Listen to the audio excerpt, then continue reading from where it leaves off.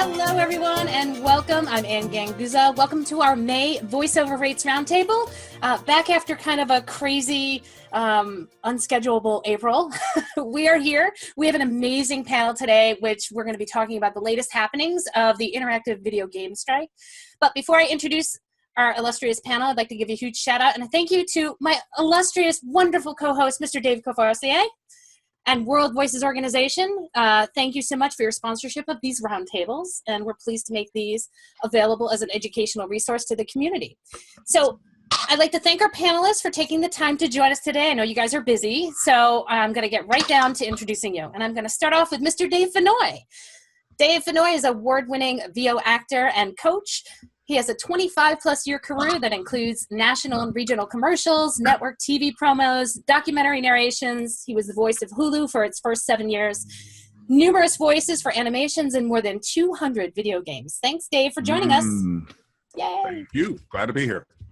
Jason Linere White, an LA-based video game voice actor, a martial arts expert, which I've had the pleasure of seeing lots of his videos, a father. He is the current national voice of Louisville Slugger, the national voice of Lids, and is the voice of Scrubby the Scrubbing Bubble at Johnson & Johnson. He is a voiceover ninja, as we all are, and one of the nicest guys in the biz. Thanks, Jason. Thank you for having me. Hi, everybody. Phil Lamarr, known as one of the top video game voice actors, also lives and works in the LA market, and I would be here all day if I were going to tell you all the voices he's done for animation and video games. The Witness, Minecraft, Mortal Kombat, to name a few. Also one of the original cast members of Mad TV. So we've only got him today for about a half an hour, so we're going to talk to you first. Thanks so much for joining us, Phil. Oh, my pleasure. Thank you guys for having me. Brad Venable, all-around versatile voice actor, recently relocated to Southern California, yay, to follow his dream of being the best animation and video game voice actor in the Western Hemisphere, and successful in commercials for Google, McDonald's, Honda, and more. Definitely a tech geek, a guy after my own heart, a pop culture nerd, and a former WoVO board member. Thanks so much, Brad, for joining us. Glad to be here. Thanks. David Lowry, Nashville, Tennessee-based president of the Lowry Agency, an entertainment management and marketing company, and president and founder of FLGS TV, which is a board game retail network. David, thanks so much for joining us. Thank you for having me. Keythe Farley, national chair of the Interactive Negotiating Committee for SAG-AFTRA. We're so pleased to have you here. Also a voice actor, casting director, voice director, coach, composer, and musician. Keythe also has a huge resume, but has been involved in lots of high-profile productions like Rugrats, Gods of War, and Final Fantasy. Keythe, thanks so much for joining us. Thanks. Hey, thanks for having me. And Liz, is Liz here yet? I didn't hear her. Don't see her yet. We'll see a little icon with a phone on it if she shows up. Well, coming hopefully soon. Yeah, coming hopefully soon would be Liz Atherton, Queen Bee, owner of Tag Talent, which is named after her, based in Austin, Texas, with offices in Louisiana and Southern California. In a former life, she was a financial analyst and studied organizational behavior. Is also a mom of 4, and because she's on the go, she's actually not quite here yet. She's going to be joining us today by phone. So thanks so much, guys. I'm going to hand it right over to Dave to start off with our first question. Great. Thanks so much, Ann. We're going to start with Phil, as we mentioned, because he's got a short time with us here this afternoon, got a gig that he's got to go to. So Phil, welcome again, and thanks for coming. And I see your name mentioned a lot in Hollywood trades concerning the interactive strike. Can you give us a quick summary of where things are right now? Well, I think part of the reason I've been associated with it is because Keythe and I are both on the negotiating committee. Right. Which is, we basically, so Keythe, I'm going to look to you to fill in all of the gaps in my memory because my mom had a lot of aluminum pots. Basically, we, after negotiating for almost 2 years, trying to get the 11 companies we were across the table from to bring the contract into the 21st century, basically. We were asking for, protections, 2-hour vocally stressful sessions, because that's basically become the industry standard. We just wanted to put it in writing. Stunt coordinators on set, because it only makes sense, when you're doing motion capture and people are, doing hours and hours of, action gameplay, somebody's got to take care of them. Transparency, which seems like a no-brainer that people should sort of know what job they're getting hired for before they actually negotiate what they're getting hired for, and a back-end bonus payment. We've been trying for years to get video game companies to understand that you don't just pay actors for the time that they're there. Talent extends, and also the training required. You're paying for our time overall, not just the work time. And we presented these things to them, and they said no. They said no for a year and a half, almost 2 years. And finally, in last October of 2016, we had to walk away from the negotiations and call a strike, which nobody wanted to do. In fact, we really, really tried to give them everything they wanted. They complained that the back end thing, it's like, we can't keep track of who's, buying the game. Right. And, although to their credit, they never said they couldn't afford it. Because that would have just been, it's like, you made $25 billion in 2015. At least they didn't even try that lie. Yeah. But they said, we can't keep track of it. So we offered them an upfront thing that they had asked for. It's like, what if we just pay you guys up front? Of course, theirs was like $50 on your second session. That was their bonus. But it's like, The bonus was exactly $0 for yes, the first for your session. first session. Yeah. Which most of us work one session. So we said, what if you have the option of paying up front or paying a back-end bonus if your game is a hit? And we're negotiating with EA and Activision, big companies who can afford to just throw money. But there are also smaller companies coming into this world and using, professional actors in a way that they didn't in the past, who don't have the upfront money. But if their game hits, why not share it? They absolutely refused to have any sort of back-end payment in the contract, and so we had to walk away. And now, here it is, how many months later?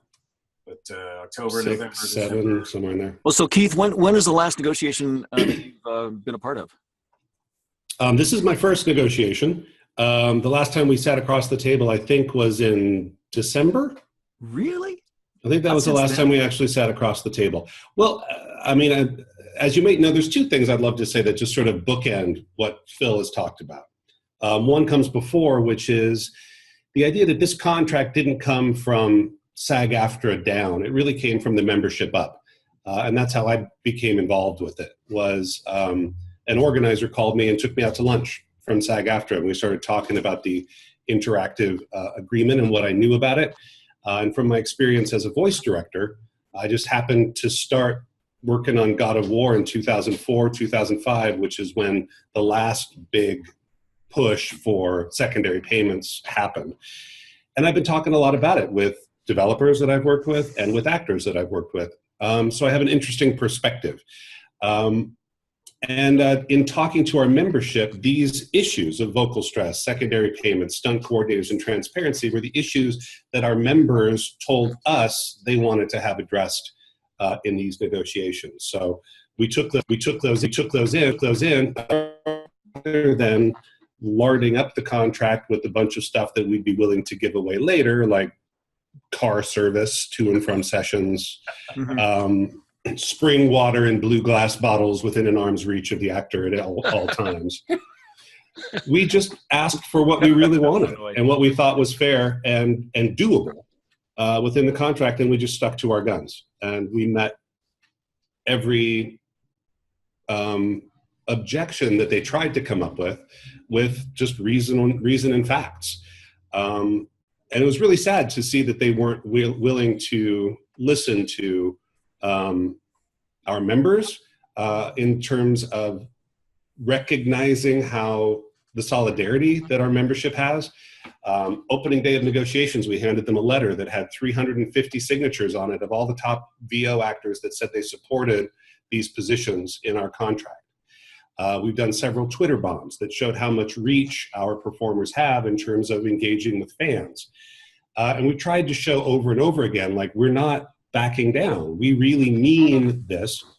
And the final step, which is the other bookend, is that we decided, rather than just walking out on the entire industry, that we were just going to walk out on the unreasonable areas of the industry, that we weren't going back to work for the corporate 11 who sat across the table, but that we put out new contracts which contained local stress language, secondary payments, transparency, and stunt coordinators, and just see if there was interest in the larger industry for these ideas. And I'm really proud to say I knew the first 6 months of this year were going to be a test of whether these contracts would be acceptable to anyone.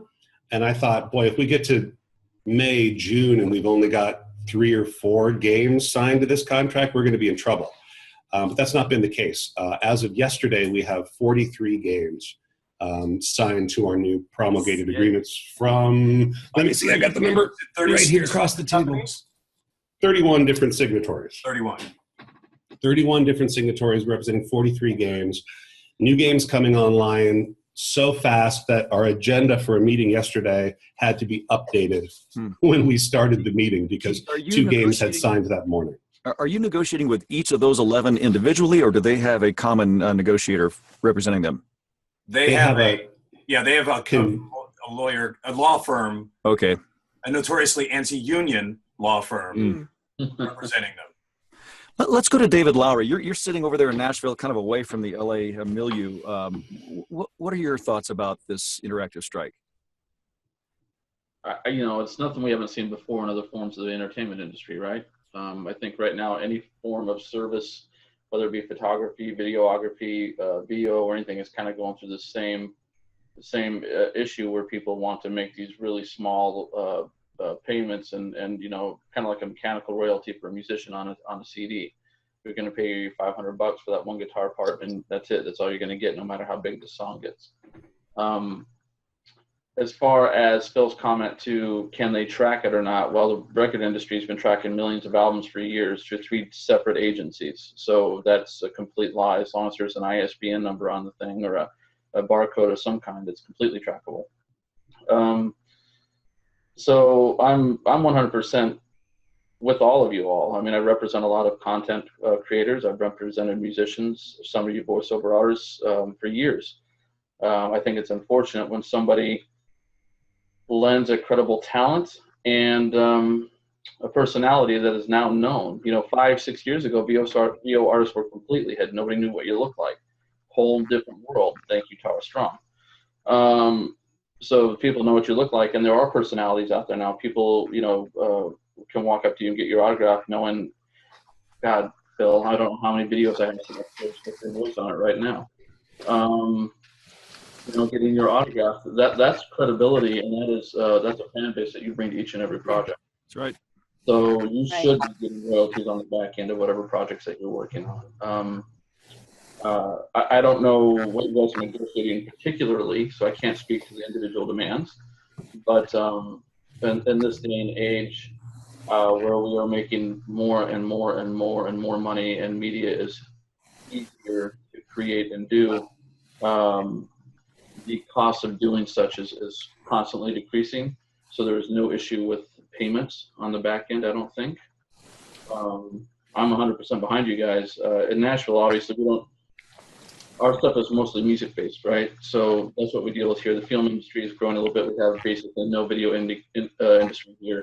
Very little of the board game industry here, as a matter of fact, that I spend a good portion of time working in. But what you're going through is exactly what we go through as musicians. So, from that standpoint, I can say that I've got your back.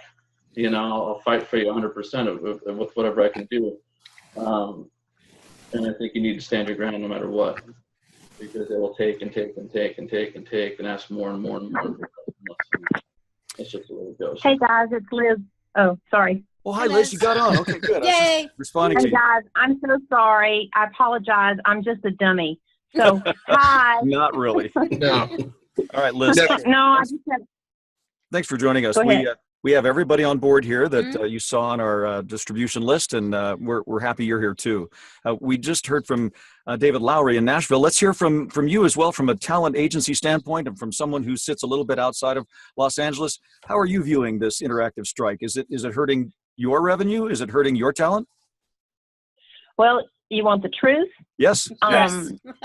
We're doing, I mean, at the risk of being everybody's enemy, we're actually doing okay. We just booked another video game today. It was Union, which was nice. But being from Texas, we get the luxury of being able to play on all games. Now, we respect SAG. We respect the strike in every sense of the word. But we have also been lucky enough, and that's probably the wrong word, to be able to play on non-union as well. I don't necessarily like it for my actors, but the work is going to go somewhere. And that's probably not the right answer for you guys, but it goes somewhere, so we're doing okay. Well, Liz, it's funny because, I mean, the truth of the matter is the video game industry, I mean, and this was part of their argument, it's like there are only 25% or so of all the games made that use union voice talent or union talent, because it's also motion capture, performance capture. It's not just voice. Right. And that number, that 25% number has maintained pretty steadily over the last decade. But if you look at the percentage of games that are in the top 100 sellers, it's 90-something%. You know? So that's awesome for the people that are union that are playing on those. That's terrific. That means that they're being able to be paid appropriately for the games they're playing. Well, not yet. No, they're getting paid. They're getting paid better than non-union actors. Correct. We are getting paid better than non-union actors, but we are not getting what we deserve. We're very much in the state that sitcom actors were in the '60s before they got residuals. Right. And this is that type of job that you don't necessarily work every day. And your performance lasts and lasts and lasts. And every other form of entertainment, you get residuals on commercials. You get residuals on cartoons. You get residuals on TV shows. On movies. I mean, yeah. Right now, video games are outliers, and in many ways, by not allowing residuals, and in many ways, it's a part of the bigger political picture. So I really think it's very incumbent upon us to stay strong and keep demanding that we are respected and paid what we're worth. I think it lends credibility to the if it's truly that top 100 games with the top talent in it, that says a huge amount about the performance of the voiceover actor. Mm-hmm. To be able to create sales, and that needs to be brought up consistently. I can't speak to the marketing efforts behind those 100 games. I'm assuming there's lots and lots of money put behind that. Yeah. But, there was a time in video games when voiceover was so bad and script writing was so bad it really literally didn't matter, and you could shut it off and it would be preferable.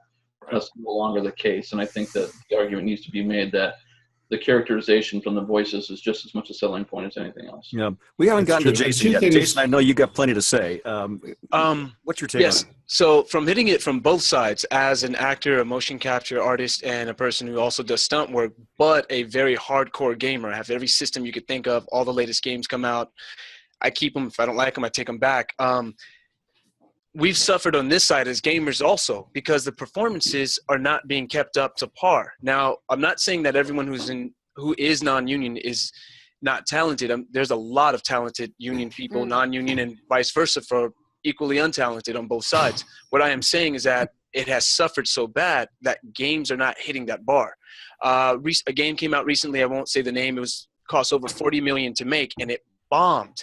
It bombed so bad that they had to patch the game. I think it was a little bit over 1 gig a patch. It took for some people 20 minutes to download just because they didn't put the money into the facets of the talent, which sells the story.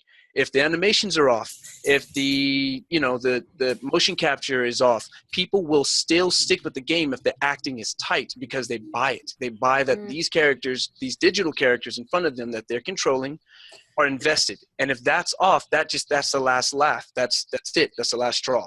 And so it's been hit on every side. So it really, something needs to come of this. And people have to understand that it's more dire and serious than it is. Well, Brad, can I, David, go ahead. ask you something real quick? Because what Jason and David just said, I mean, performance is important, but we're not under any, those of us on the committee, those of us who are making these asks to these corporate people, we're not under, the delusion that the voice is the most important thing in the game. We understand that this is a collaborative medium, and that there are, developers, there are programmers, there are people working 16-hour, 18-hour days to get these, to build these amazing, worlds, And the truth of the matter is, what I think is really going on is, well, Keythe, you know this. There is a culture of exploitation in this industry. They're used to, everybody is a digital sharecropper. You work and work and work, and they reap and reap and reap. And they'll get as much as they can out of you, then toss you to the side. The idea of sharing in their wealth, even though, because David, you mentioned that the video games are an outlier. They're from these other mediums. They're an outlier in another way too. They're the only one that's growing. Yes. Yes. TV, commercials, and when you really, yeah. And when you talk about the kind of money we're talking about, this is an industry that dwarfs movies and music combined. Yes. International. Number of Absolutely. and it's only going to continue. We're talking about an industry that the average player now about 35 years old. Narrative games are coming on stronger and stronger. Who was that, Brad? No, Jason. Oh, Jason. Okay, yeah. They've been playing for 15, 16, 17 years. It's not going away. It's only going to continue to grow. Virtual reality. And at some point, the video game developers are going to have to get on board with this because we are a great. I'm not saying the other people aren't important. They certainly are, but we are a big part of this. And as was mentioned a little while ago, when I started in voiceover, I just expected to work. I didn't expect to be going to conventions and meeting people that wanted to meet me and tell me how important this voice and blah, blah, blah was. But we're at a point now where for video games, we're very much like the television and movie actors. When our performances touch someone, they want to meet us. They are making us stars in the world of video games. No, I just want to piggyback on that when you're done. I'm basically done. I'm saying there is a value that is shown that is not being paid. Yes. Go ahead. So in a previous life, I was a project manager for a Fortune 10 company developing software. And in a previous life, our budgets were $20 to $25 million. When you're getting down, and those programmers, they're making $150,000 a year. Their management team is making $150,000, $200,000 a year. When it all boils down to it, you have a project manager that says, okay, how much are we going to allot for talent to speak these words? They don't give validity to the talent speaking the words, nor do they give probably any second thought to the compensation that's going to come for attending the conferences and things like that. I think the bigger problem is addressing the project managers. We can extol the virtues of talent across the board. No one in this room is going to say that talent aren't part of the game, but it's that person writing the check that you have to convince. It's not the ad agency. It's the person writing the check that you have to convince that the person delivering the lines is a critical piece of the project being shipped out the door. Well, Liz, that was why our initial proposal to them was not a residual formula. We weren't saying every time you make something, we get a piece. What we said were, some of these games are huge. when we help you make immense profits, why can we not share? Because the proposal we gave to them was, if a game sells 2 million units, and most of these games are averaging about, $60 a pop, sells 2 million, right, it triggers a bonus payment to the actors of, and we started with, we were hoping to be able to negotiate with them over the numbers.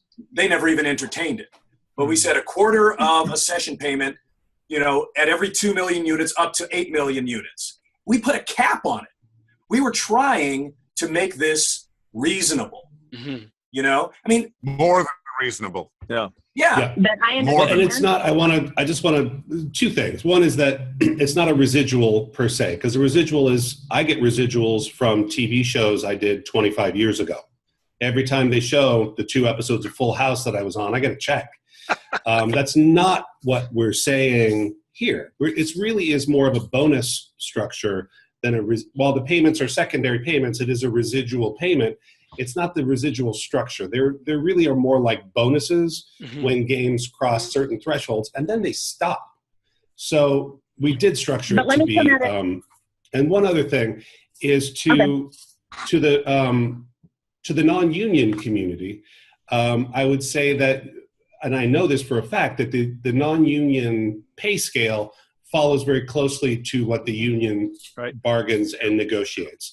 So that this strike, it's important that non-union members know that A, if they want to be union, they should hold the line against these games, and that B, if they want to stay non-union, it's still going to rise their boat and bring a benefit to them, even if they decide that they would rather work in the non-union world. But crossing that line to work non-union in a union game is going to be fraught with disaster for everybody. I have a question. May I take a moment to address those two? Or unless somebody else has got it. Go ahead, Liz. Okay, so back to the person writing the check, the thought of them having to go back and keep writing checks against a budget is, at 2 million, they then have to have somebody on board to capture that information. I'm just throwing that out there. But Liz, who counts the money when they make it now? Yeah. They don't stop counting when they make a profit. I can answer that right No, now. they don't stop counting. No, and I know they don't, but they've passed it over to procurement, for procurement to write checks. I'm just saying, I'm not trying to argue it. I'm just saying that it is a mindset of an engineer sitting at a high-tech company. It just is. And the second point, the bigger problem we have with union versus non-union is that we have all sorts of ways for projects to be distributed. They get distributed by email. You agents know this, and everybody else. They get distributed by email. They get distributed by voice bank. They get distributed by Voices 1, 2, 3. They get distributed by, hey, I met you at a bar. And when you have that kind of access to voices, that is your problem, because they can find someone that will do it. And they don't necessarily appreciate the value of hiring who it is. So that's where I think the problem in here lies. You have to show the value, and you have to show the value. Hey, you're going to be building a celebrity. There's going to be something in it for you as well. But the video game companies, it's not about the company. It's about Zelda, and it's about Diablo. And I don't know them all because I'm an old fart and I don't play video games. But, I'm just saying, I have kids, so they're all grown too. Anyway, so I think the core of the problem is, how do we, way back at the beginning, how do we, in other words, teach that person writing the check? Remember, that's a project manager, or that's an accountant sitting at a Fortune 10 company who don't give a rat's patootie about anybody else. How do we convince that person that there is value in hiring the right voice, the union voice, the right voice for that game? And by hiring that right voice, even at a 2 million selling point, 4 million selling point, or 6 million selling point, how is that done? And just me from gut reaction right here, I think your better voice, or your better thing, is to say, look, this person you're going to hire brings a value. They've got a social media presence. They've got a this presence or that presence. And instead of paying them $400 an hour or $200 an hour, which is what I'm seeing it run outside of union, and maybe even within union, the different rates there, why don't you pay this person a bulk up front and let them help you in marketing the game? Well, I'd be happy to address that. Go for it, Keith. The new contracts, the new contracts that we put out, I think this is important information. The new contracts we put out have that option built in. Okay. That if you are uncomfortable or feel that it's going to be onerous to pay at 2, 4, 6, and 8 million, you can pay a bonus of 75% of a session fee for the first 4 sessions. So you get a break on what you pay out. And you can do it in the first 4 sessions as opposed to waiting. So we're happy to work with companies that would rather have that obligation taken care of and not have to track it down the road. That's part of the contracts. And many of the folks who are stepping forward, one of the 43 games that we've signed, are exercising that option. So actors are seeing an extra, $600 in their pockets for the first 4 sessions. I'm gonna David, throw something out there real quick because there's a couple things. Number one, I don't know if you guys have done this, and you can answer this in a second, but has anybody actually approached Harry Fox, BMI, or ASCAP about how they track musical payments to all these different musicians and jumping on board with them, or seeing if they would be willing to do the same thing for the video game industry? Well, Dave, the thing we're sort of losing track of is this is largely a digital industry. Right. Every year, more and more of these games are never even manufactured. Right. They're just streamed, downloaded. So there's a complete digital trail. Right. They don't need to trail, and all that stuff can be put through one platform that can track all of that. I understand that. I'm just trying to figure out if all that can be a program. Right. All that can be a program that tracks all of that. Mm-hmm. Yeah. So let me. We actually. In negotiations, we actually spoke to them about, SAG-AFTRA is pretty well versed in the concept of secondary payments. And there are many different programs that they use to track secondary payments. And we have made that overture to the game corporations. We actually said to them, we'd be happy to help you to set up, to show you how this works if you feel like it's going to be onerous. And what they said to us, and this is a direct quote, "We aren't interested in problems that have solutions." So let me just address that other part real quick before we jump too much farther. Coming back to the whole star being a celebrity, do any of you guys watch the UFC? Sure. Have you paid any attention to what Conor McGregor has done to overturn that industry into his favor and basically write his own check, right? Because he's used his star power. I think what we're seeing here is where we take the Phil Lamarrs and the Tara Strongs and the people that are really, really popular, and they start using their voice to kind of manipulate the industry and doing what needs to be done. When we look at showing star power, you can do it several different ways. You can do it through doing social media analytics and figuring out how many followers a person has and how many hits they're getting and all these different accounts. Mm-hmm. Figuring out what countries are stronger in, which platforms are stronger. If you use Google Plus overseas because that's better than Twitter here, or whatever the case is going to be. Mm-hmm. You use all these analytics. You put out who's getting paid what for what convention that they go to.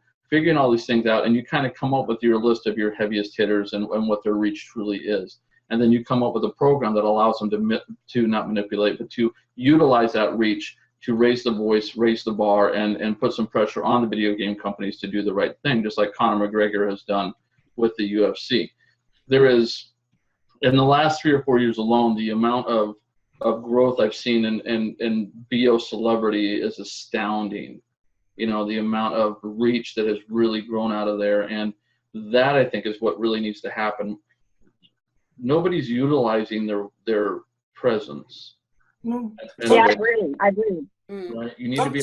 Some people are. The big difference, Dave, I think, is Conor McGregor plays Conor McGregor. Right. And that's part of being a celebrity, right? You have to have that, and I think that's the thing. It's trying to figure out who those heavyweights are. Who are the people that have that kind of attitude and the gumption to really go out and do that? And maybe I'm addressing the wrong crowd because you all got your start behind a microphone, with your faces not showing. Maybe it's a totally different mentality that you guys have to grow into, correct? I'm not that way. I'm very much in your face, up front. I'll tell you whatever I think any time of the day, whether I'm right or wrong. And if I'm wrong, I'll admit it. But that's because I've worked in the music industry for almost 30 years. Yeah. You kind of have to be that way. I'm going to have to run out. I apologize. Thank you guys so much. This has been amazing. Thank you. To share these ideas. Could I just throw out 2 ideas before I jump in the car? One, I don't think that these companies need to be shown the value.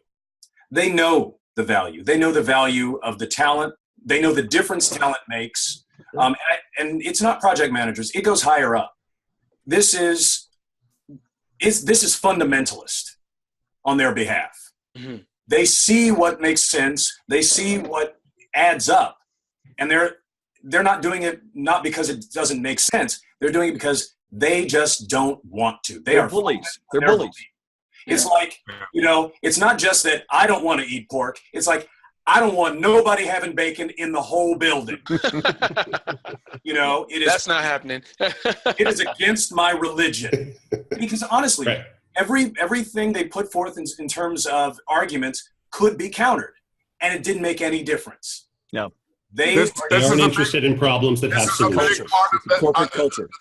This is a big part of the world battle right now. Will the 1% share? Right.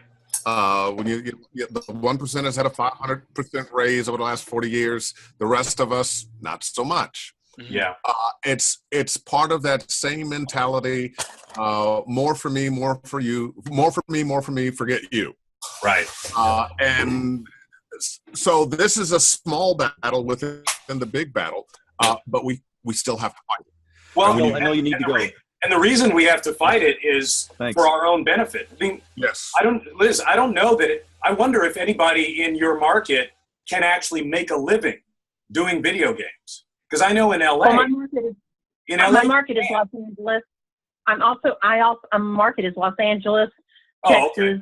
And so I've been in Los Angeles for 15 years as a VO agent. Okay. So I make on a crappy cartoon that gets canceled after 2 seasons than I do on a game that sells 650 million units. Right. Mm-hmm. Oh yeah, I mean the same with me, and we also play it on camera, so we make that's where commercials are our ballyhoo, and the occasional season regular. But that said, I will respectfully disagree, or maybe we are agreeing. I do think it is in the hands of the people writing the check. And I think we're just saying it a different way. Oh. That some way or another, that they are the ones that have to be convinced of the value add. Mm-hmm. And maybe y'all seen breakdowns recently. More and more breakdowns are saying, hey, we want to know what kind of following your people have. And it is for the bigger animations and things like that. So, that's the problem. I think the VO industry needs a marketing agent. Yes. Right. A publicist. All right. Thanks, Thanks, Phil. Bye, Phil. Let's See you later, Phil. I want to turn to Brad really quickly. Brad, you haven't had a chance to say anything. You've been out there on the picket line. How strong is the resolve of the rank and file in this strike? Extremely. It's been wonderful to see. The only picketing I missed was while I was out of town, and I've done the very best I can to be a part of showing what kind of resolve there is amongst everybody. And what's wonderful is that there's been a really great turnout at every event that we've had. And what was even better was seeing the on camera and the stunt people and the other folks that are members of SAG-AFTRA out there in support, knowing that this is the kind of thing that needs to have that visible. And it's so funny because I was pre-union for a very long time. I was in Texas and I booked several union gigs, and they didn't even bother to Taft-Hartley me because of right to work. But I literally joined the union a week and a half before the October 21st strike started. So it's been extremely difficult to have been fairly prolific in non-union video game VO to come to Los Angeles with the hopes of becoming, a talent in a AAA title, having an opportunity to do that, and then all of a sudden we're on a work stoppage. It's been challenging, but what I've been able to do is I've been able to reach out into different areas that I've already had some success in, double my efforts in there, and it's been great. But I would much rather be able to go into a session where I'm being treated nicely, being given the graciousness respected. Here, let's have a little bit of a break here because you've been screaming your nose off for the last 45 minutes. Why don't we just stop? Take 15 even. take some papaga and, you know, coat your throat with it. Have some tea, have some stuff. Are you doing okay? Should we do this again tomorrow? Mm-hmm. You know, I have had people during the strike who were still able to work, who have said those things to me. And it's just like, it to me, it's like, if nothing else, the idea of how we are being treated in places that have always respected us, it feels like it's even doubling in their efforts. And those that haven't, I think they're starting to realize that, okay, if we're going to be doing, you know, what we're supposed to be doing with you know, professional actors and SAG-AFTRA members, that we're going to have to start doing that, and that's going to have to become the normal, you know, the new normal, because it hasn't been, except for the folks that we're still working with, you know, that respect the you know, our efforts in the booth and everything. So, but anyway, yeah, it's been a really interesting situation for me, because there was something we were talking about earlier about how, you know, on camera and animated series and stuff that others have worked in has made way more than, you know, the hardest work that we can on a video game. I'm like, what about the marketing campaigns for these AAA video game titles that have live action commercials that those people are making 50, 60 times in one session, that they'll have one commercial air up to 6-8 weeks before a game's launch. Good point. That they'll make so much money just as a guy who's sitting there going, you know, and firing a machine gun on camera in slow motion, a la John Woo movie. And the next thing you know, they're cashing a huge check. And then, of course, those go away. We get that. You know, the marketing campaigns leading up to a launch, you know, they're very, very short-lived. It's like automotive almost. But, you know, that's one thing that it really annoys me is that we can actually, because of the contract we had in the past, had our performance pulled from our session in a video game and used without extra payment for that exact thing. We could have somebody voicing over, you know, the slow motion scene from a game session that's not getting any more pay, and that person who's sitting there on camera, not even saying anything, is going to be paid massively amounts more. Sounds more to me like, you know, an agent versus a management type conversation when you're negotiating your contracts. Like an agent brings the contracts, and management writes them and approves them, right? So who's doing that? Careful. Well, I'll tell you. I'll tell you that the contracts that we put out, for some reason, there was language in the old contract that allowed. It's a loophole that they found, which allowed them to take performers and have them do what they call promotional materials without having to pay under the commercial contract. Yep. And that included 15-second promotional videos, somehow or 30-second. So we've taken that out. The new contracts that we put forward all include, if you're making a commercial, you pay for a commercial under the commercials contract. Thank goodness. That's another small piece that we don't talk about because it wasn't one of our original asks, but that is part of and that's where real residuals come in. Every time those commercials air, actors get paid. As opposed to the performance bonus structure, which we have for the I think voiceover artists have to start seeing themselves as actors in general. Anytime you're and that's the difference. Is used. Absolutely, you're the actors. Yeah. And, that's the difference. Under this new paradigm, all the actors that are 35 and under don't see it as that. So the integrity shift has changed. A lot of the people I talk to, our colleagues, students, whoever, they see it as their art's being diminished. And whereas we would walk away, they would continue to work on those projects, sequel 2, sequel 3, and they're not as invested anymore because they feel and they believe they're walking billboards because now they have 10,000 Twitter followers. Their Instagram feed's blowing up. People don't recognize them as, you know, Jonathan. They are, oh, you're Cedric from this game, this character. You are Cedric to these people at different cons and different things. And there's no one, again, I wouldn't even say educate, but to just share with them along the community that there's a bigger scope. So I've played these games. I know the colleagues. I have the friends. So does Brad, where this person will still voice the same character, and it's not the same in, you know, sequel 3 or sequel 4 or this standalone game. You could tell they sound like they're phoning it in. That's because they're not being paid what they think they're worth. So instead of turning down that project, they go on and they're just there. And so, Jason, really? You really? I mean, I'm not meaning to debate you, but Right. you really think that professional actor is doing a lesser job on version 3 and version 4 than version 1 because of pay?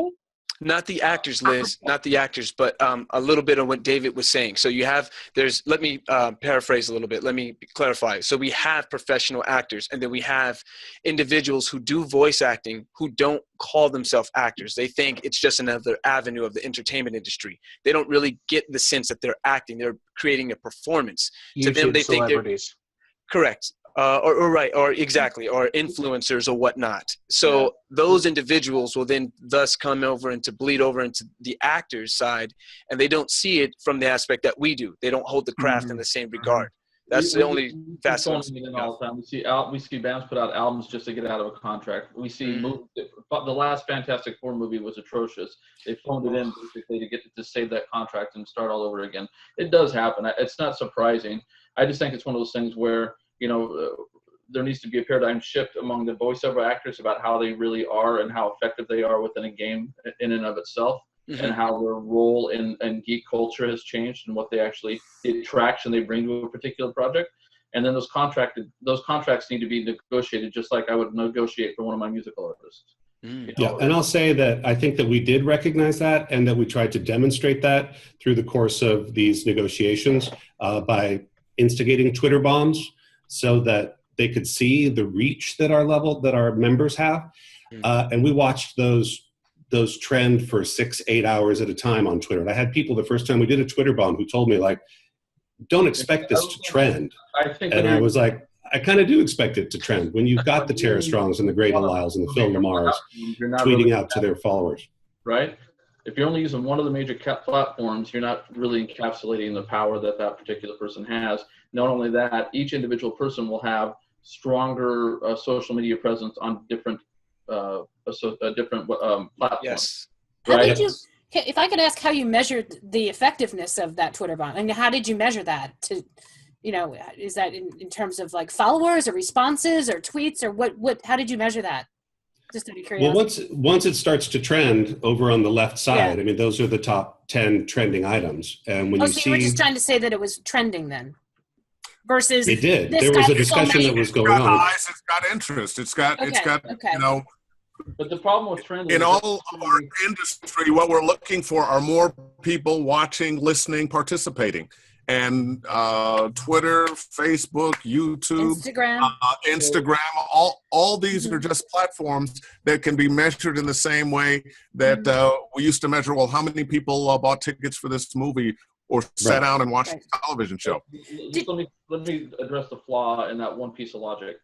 Trending is very in the moment. And if that trend isn't an ongoing trend, it doesn't matter. Because once it's forgotten, it's forgotten. That's why you need to measure. You need to measure. You have measured power. I agree with you and understand what you're saying, but what I'm saying, if you've got voice actors with X number of followers, and maybe this thing was trending for X number of hours or X number of days, but you've got voice actors who every time they post something, maybe it doesn't hit that national trend, but you're reaching thousands. But you can get more statistics than just if it's trending. That's what I think David's saying, and I think that's a more valid, or it adds to. Even if it's not trending, doesn't mean that you don't have followers that are responding or sharing or retweeting, and it should be done on every social media platform. I think coming at it from a text standpoint. Yeah. The problem is that Twitter is very limiting into who does and does not see your stuff and what they do and do not what they do and do not report. Well, so it's there's a certain part of me that, despite the fact that I understand that the more Twitter followers that you have, sometimes you win a job because like this, like this. Oh, he's got more Twitter followers. Let's hire him. There's a certain part of me that my soul rejects that that it really should be all about the performance. It should really be I about agree. what actor embodies this role and fits with the rest of the actors in this project the best. What we're trying to address here, which is how do we raise awareness about the issue? It's just I understand. And how do you convince the people who write the check? I'm just giving you my feeling. So I just made that argument on Facebook about musicianship and who could play versus who couldn't play. I totally understand. So, but what I'm saying here is finding a way to data mine all of the at least the 4 major platforms with the top VO artists and see what you come up with as a total number of what is your real power and what is your real pull. And then statistics, numbers that you can show. Raising awareness that shows that you can create a backlash if you're not being treated fairly versus inconsistency in the message, right? Yeah, and what I mean by that is it's not going on all the time. If you want a trend, you have to keep it going all. Look at the resistance hashtag. You know, everything these people put out has that hashtag in it, so it trends forever. And they talk about it, and they talk about it, and they talk about it. Well, it's the same thing for you guys. You need to come up with that one thing that everybody's going to talk about and put in their performance matters. Performance matters. Yeah. Okay, guys, I want to move on. We're getting close to the bottom of the hour. I want to respect everybody's time schedules. I'd really like to hear from Keythe. What is the very latest from the other side? Are there any cracks in the facade at all? Any movement? Any progress? Well, the cracks from the other side are the 43 games that we've signed. Okay. That's the good news, is that we are moving forward with partners where there is a real shift in the culture that happens in the video game industry. And I think members are encouraged by that. And that was the great experiment. Are there players out there who are willing to accept these terms, which we believe are fair and reasonable? Will that catch on in the industry? And so for now, we're seeing a lot of games ranging from smaller indie titles up to instantly recognizable franchise titles. We're not talking about it out of respect for the intellectual property of those companies, but I can tell you, you would recognize many of these titles as instantly recognizable franchise games. So that's the good news. We continue to invite the game corporations. We continue to invite EA and Activision and Formosa and Blindlight to join us. It's really, there's nothing here that, I mean, again, the proof is in the pudding. We've got 43 games already, and we're signing 3 and 4 a week. So it'll be 50 before long. It'll be 75 before long. And we're just really hoping that a new culture can emerge, like Dave talked about, Venable talked about, with this idea that actors are respected and treated fairly, and that their contribution to this multi-billion-dollar industry is acknowledged. Yeah. If you can get your fan base to care about your character enough where they raise their voice in your support, where you pull on their heartstrings that way, that's what you're looking for. That's exactly what I was about to say. I think an approach to add to that is to go to the fan base and say, look, whoever's playing this character that you love is not being paid. I mean, you don't say it blankly like that, but you get your fan base and you get them to stand up to the games. That's an additional support structure for what you're trying to do. One thing That's that you an have excellent point. Absolutely is, Liz. Thanks for saying that. Here's something that I've noticed, and this is a behavioral thing that obviously there are cracks in the armor at some point, because when you have a publicity publishing, the publishers have a publicist put up a website that basically has SAG-AFTRA in the URL that has to be cease and desisted in order to pull it down to keep misinformation from happening.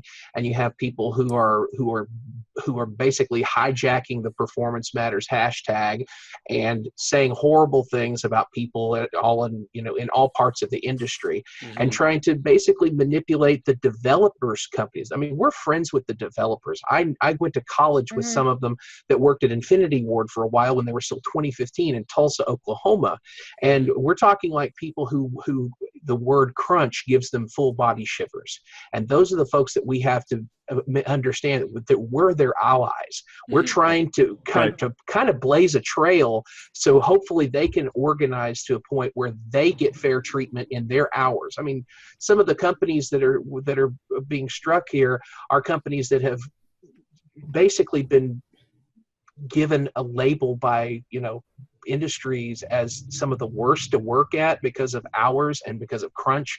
And it's like they're doing everything they possibly can to make sure that, that virtual sharecroppers is a powerful and scary term that Phil said. And that is so true. I mean, I grew up in Oklahoma in the Dust Bowl, so I know what sharecropping really is. And he is 100% right. Yep. And that is something that is, if you just wrap your brain around that, it's a scary thought to think that, because we should be part of the discussion. They should want to come back to the table and talk to us a little bit, because it can't hold out forever, guys. And it's one of those situations where we are going to be steadfast. I'm going to be steadfast. I have been, and I'm going to, because there are other ways to do what I love to do. When I get behind a microphone, I get a jolt in my soul, and that's why I do this. It's not the money. I just want the respect and the gratitude of doing a good job to be there along with the paycheck. I think you just hit on the core of the problem, hon, is that it's not the money. It is, and I'm talking about the acting side. Yes. I have actors that are should not be playing on non-union, but do, and it's because they want to work on that project. They want to be the voice of somebody that everybody knows. And so appreciating that, I think an approach is to go either directly to the developers, and talk their language, right? And also to go to the fan base. I mean, I'm trying to come up with solutions, because we all know the problem. We can extol the problem until the cows come home. Yes, I'm a Texas girl, but I think we have to move past griping about it. And I don't mean that word to be insulting, and move to, okay, we need a different plan of action. This plan of action is marginally working. What can we do to augment that plan of action and get a different plan of action in place? And again, I go back to, I would love to be a part of that plan, whatever it's going to be. I mean, I would too. I mean, I'd love to brainstorm on it, not when we're being taped and all, although I have nothing against that, but where we have freedom for discussion so that we can address what can we do to change, just like somebody used the word, the paradigm shift, and approach this on all sorts of ways to protect our actors, because at the end of the day, that's who we are protecting. Is, okay, you are part of this revenue stream. Your voice is the reason, as part of the reason that we're selling 650 million units. How do we make sure that that's appreciated? And I with all respect to SAG, the guys, what you guys are doing, that's awesome. What can we do in addition that's different to make that happen? And that's the discussion I think we need to have. I think that's a great idea. Larger discussion. And if I may, before our time is up, I'll just point folks who are watching this, if they're interested in learning more, to the SAG-AFTRA website, which is sagaftra.org/interactive. You'll find a lot of really useful information there. That's the official site. There's a less official site, which has a little more information and a little more fun stuff to take a look at, which is at gameperformancematters.com. That's gameperformancematters.com. Both of those websites are just a treasure trove, extensive FAQs. The outlines of the contracts are available if you want to find out what is really in these things. You can take a look at them. Lots of great opinion pieces that have come up around the strike, and some great videos and fun stuff to take a look at too. So sagaftra.org/interactive and gameperformancematters.com. Well, this has just been an incredible conversation. I think this could go on for a couple more hours, but like I said, indeed, respectful of everybody's schedule. You guys are awesome. Yeah, Thank everybody for all of your efforts in this. Keith and David and David and David and, and Brad and Jason and Liz and my co-host. Just an awesome conversation. As you may know, World Voices' goal is to educate and make people aware, and we've immensely advanced that goal today. So thank you so much. Absolutely. I'm going to Thanks for having me. Pleasure. Thank you. Thank you, everyone.